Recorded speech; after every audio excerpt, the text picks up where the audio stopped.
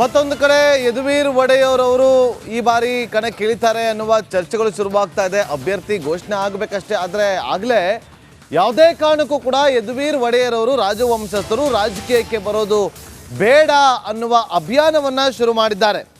ಯದುರಾಜರೇ, ನಿಮಗೆ ನಿಮ್ಮದೇ ಆದಂಥ ಘನತೆ ಗೌರವ ಇದೆ, ದಯವಿಟ್ಟು ರಾಜಕೀಯಕ್ಕೆ ಬರಬೇಡಿ ಅಂತೇಳಿ ಅಭಿಯಾನವನ್ನು ಶುರು ಮಾಡಿದ್ದಾರೆ.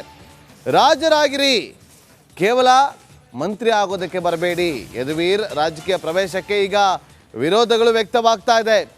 ರಾಜವಂಶಸ್ಥರು ನೀವು, ದಯವಿಟ್ಟು ರಾಜಕೀಯಕ್ಕೆ ಬರೋದು ಬೇಡ ಅಂತೇಳಿ ಅಭಿಯಾನವನ್ನು ಶುರು ಮಾಡಿದ್ದಾರೆ.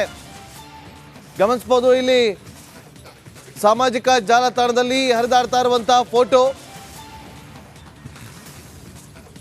ಆ ಫೋಟೋದಲ್ಲಿ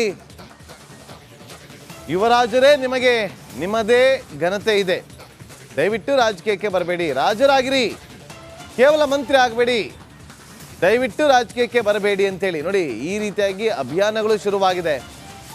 ಆದರೆ BJP ವರಿಷ್ಠರ ಲೆಕ್ಕಾಚಾರ ಏನು, ಯದುವೀರ್ ಒಡೆಯರ್ ಅವರ ಲೆಕ್ಕಾಚಾರಗಳೇನು, ಬಹಳ ಕುತೂಹಲ ಕೇಳಿಸ್ತಾ ಇರುವಂಥದ್ದು.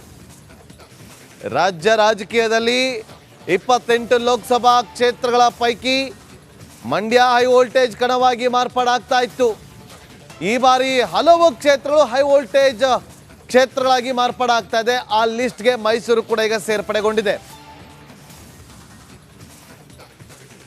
ಮತ್ತಷ್ಟು ಮಾಹಿತಿಯನ್ನು ಕೊಡೋದಕ್ಕೆ ನಮ್ಮ ಮೈಸೂರು ಪ್ರತಿನಿಧಿ ಮತ್ತೊಮ್ಮೆ ಲೈವ್ನಲ್ಲಿ ಜಾಯ್ನ್ ಆಗಿದ್ದಾರೆ. ವಿನೋದ್, ಒಂದು ಕಡೆ ಪ್ರತಾಪ್ ಸಿಂಹ ಅವರ ಪರವಾಗಿ ಕ್ಯಾಂಪೇನ್ ಶುರುವಾಗಿದೆ, ಮತ್ತೊಂದು ಕಡೆ ಯದುವೀರ್ ಒಡೆಯರ್ ಅವರ ವಿರುದ್ಧವಾಗಿ ಅವರು ಬರೋದು ಬೇಡ ರಾಜಕೀಯಕ್ಕೆ ಅಂತೇಳಿ ಕ್ಯಾಂಪೇನ್ ಶುರುವಾಗಿರುವಂಥದ್ದು. ಏನಾಗ್ತಾ ಇದೆ ಮೈಸೂರು ಭಾಗದಲ್ಲಿ, ಈ ಕ್ಷಣದ ಅಪ್ಡೇಟ್ ಕೊಡ್ಬೋದಾ? ನಾಗೇಂದ್ರ ಬಾಬು, ಈಗಾಗಲೇ ಕಳೆದ 3 ದಿನಗಳಿಂದಲೂ ಕೂಡ ಯಾವಾಗ ಸಂಸದ ಪ್ರತಾಪ್ ಸಿಂಹ ಅವರಿಗೆ ಟಿಕೆಟ್ ಮಿಸ್ ಆಗುತ್ತೆ ಎಂಬ ಸುದ್ದಿಗಳು ಹರಿದಾಡಕ್ಕೆ ಶುರು ಆಯಿತು. ಈಗಾಗಲೇ ಸಾಮಾಜಿಕ ಜಾಲತಾಣಗಳಲ್ಲಿ ಪ್ರತಾಪ್ ಸಿಂಹ ಅವರ ಅಭಿಮಾನಿಗಳು ಮತ್ತು BJPಯ ಕಾರ್ಯಕರ್ತರುಗಳೇ ಪ್ರತಾಪ್ ಸಿಂಹ ಅವರಿಗೆ ಟಿಕೆಟ್ ಕೊಡಬೇಕು ಅಂತೇಳಿ ಸಹಿ ಸಂಗ್ರಹ ಚಳುವಳಿ ಮಾಡ್ತಾ ಇದ್ರು. ಜೊತೆಗೆ ಸಾಕಷ್ಟು ಅವರಿಗೆ ಬೆಂಬಲದ ಪೋಸ್ಟ್ಗಳಾಗ್ತಾ ಇದ್ರು.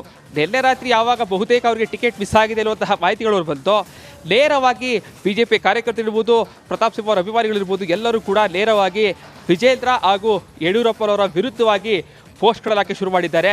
ಭಾಳ ಪ್ರಮುಖವಾಗಿ ಒಂದು ಪೋಸ್ಟ್ ಅಂತ ಭಾಳ ಗಮನ ಸೆಳೀತಾ ಇರುವಂಥದ್ದು, ಈಗಾಗಲೇ ಏನು ಯಡಿಯೂರಪ್ಪ ಮತ್ತು ವಿಜೇಂದ್ರ ಅವರಿಗೆ CT ರವಿ ಬೇಡ, ಜೊತೆಗೆ ಏನು ಈಗಾಗಲೇ ಈಶ್ವರಪ್ಪ ಅವರು ಬೇಡರಾಗಿದ್ದಾರೆ.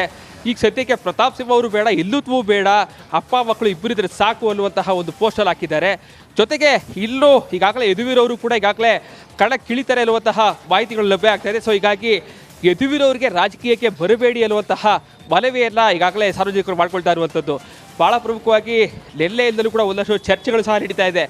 ಯದುವೀರ್ ಅವರನ್ನ ನೀವು ರಾಜಕೀಯಕ್ಕೆ ತರಲೇಬೇಕು ಅನ್ನೋದಾದರೆ ರಾಜ್ಯಸಭೆಯಿಂದ ನೇರವಾಗಿ ಅವರನ್ನು ಆಯ್ಕೆ ಮಾಡುವಂತಹ ಕೆಲಸಕ್ಕೆ ಆಗಬೇಕಾಗುತ್ತೆ. ಯಾಕೆಂದರೆ ಯದುವೀರ್ ಅವರು ಪ್ರತಿಯೊಂದು ರಸ್ತೆಗಳಿಗೆ ಬಂದು ಪ್ರತಿಯೊಬ್ಬರಿಗೂ ಕೂಡ ಕೈ ಮುಗಿಯೋದಕ್ಕೆ ಆಗೋದಿಲ್ಲ. ಯಾಕೆಂದರೆ ಮೈಸೂರಿನಲ್ಲಿ ರಾಜಮನೆತನಕ್ಕೆ ಸಹ ಅದರದೇ ಆದ ಗೌರವ ಇದೆ. ಯಾಕೆಂದರೆ ಮೈಸೂರಿನ ಪ್ರತಿಯೊಬ್ಬರು ಕೂಡ ರಾಜರು ಬರ್ತಾ ಇದ್ದಾರೆ ಅಂತ ಹೇಳಿದ್ರೆ ಎದ್ದು ನಿಂತು ಗೌರವ ಕೊಡುವಂತಹ ಕೆಲಸಗಳಾಗ್ತಾ ಆಗುತ್ತೆ. ರಾಜಕಾರಣದಲ್ಲಿ ಪ್ರತಿಯೊಬ್ಬರಿಗೂ ಕೂಡ ಕೈ ಮುಗಿದು ಮತವನ್ನು ಕೇಳುವುದೇ ಈ ಪ್ರಜಾಪ್ರಭುತ್ವದ ಒಂದು ಹಬ್ಬ ಆಗಿರುವ ಕಾರಣಕ್ಕಾಗಿ ಅವರು ಯಾವುದೇ ಕಾರಣಕ್ಕೂ ಕೂಡ ರಾಜಕೀಯಕ್ಕೆ ಬರೋದು ಬೇಡ ಅಂತೇಳಿ ಈಗಾಗಲೇ ಸಾಮಾಜಿಕ ಜಾಲತಾಣಗಳಲ್ಲಿ ಒಂದಷ್ಟು ಪೋಸ್ಟ್ಗಳನ್ನು ಹಾಕಿ ಯದುವೀರ್ ಅವರಿಗೆ ಮನವಿಯನ್ನು ಮಾಡ್ಕೊಳ್ಳೋದಕ್ಕೆ ಮುಂದಾಗಿದ್ದಾರೆ. ಟಿಲ್ ನೌ ಅಂದರೆ ಇಲ್ಲಿವರೆಗೂ ಕೂಡ ಯದುವೀರ್ ಅವರು ಯಾವುದೇ ರೀತಿಯಾದಂತಹ ಪ್ರತಿಕ್ರಿಯೆಯನ್ನು ಕೊಟ್ಟಿಲ್ಲ.